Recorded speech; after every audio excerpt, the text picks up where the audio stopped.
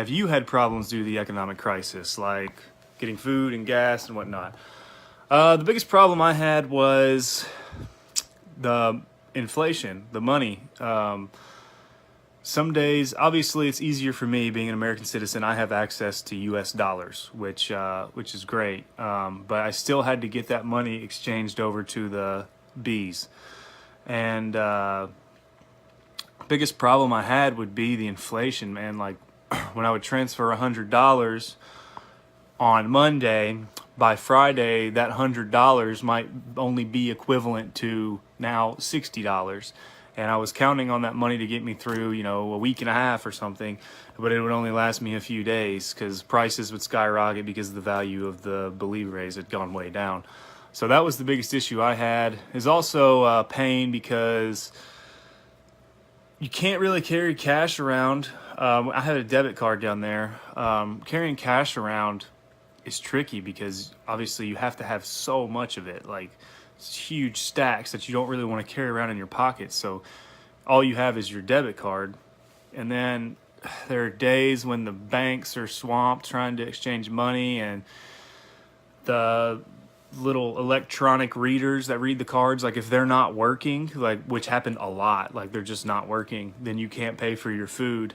And it's just, then the people at the restaurant don't know what to do. You don't know what to do. You're like, that's the only money I have.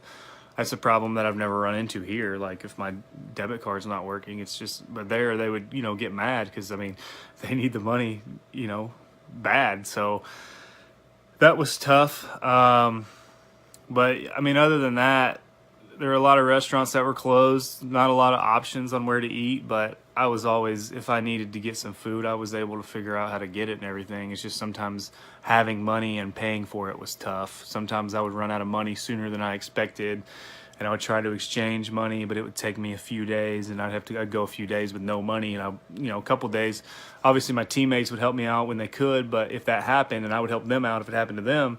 But yeah, there were a couple days where I just didn't really eat and stuff like that. Definitely a consequence of the economic crisis there. When did you realize the situation was unstable?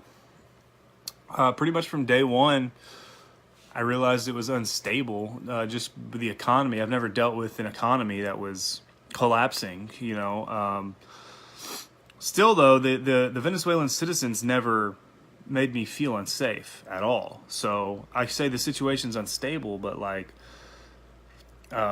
really until that very, very last day, the 23rd of January, I didn't feel like I was in any danger ever. And even then, it's not like I thought people were going to come hurt me.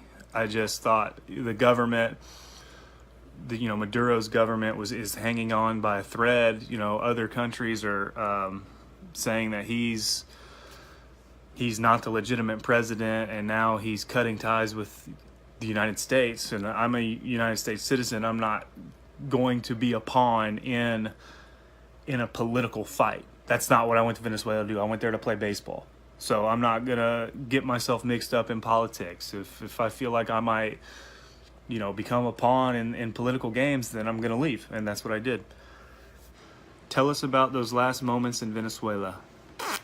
Well, the last game on the 23rd of January, obviously we didn't want to play that game out of respect for the people who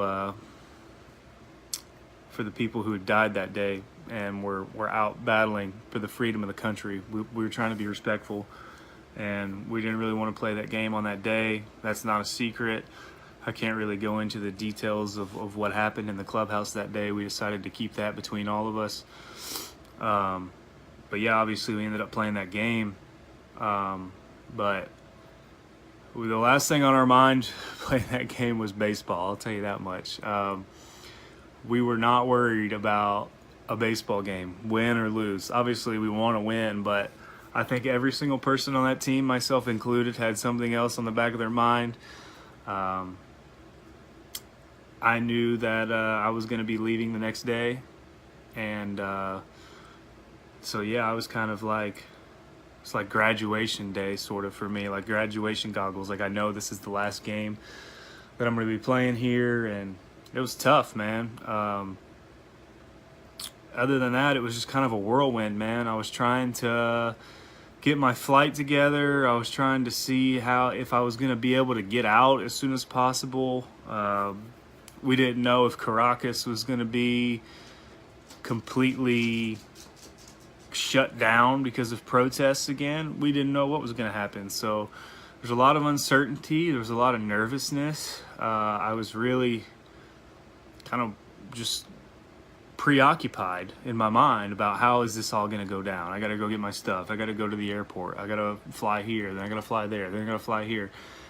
It was crazy 48 hours right after that too.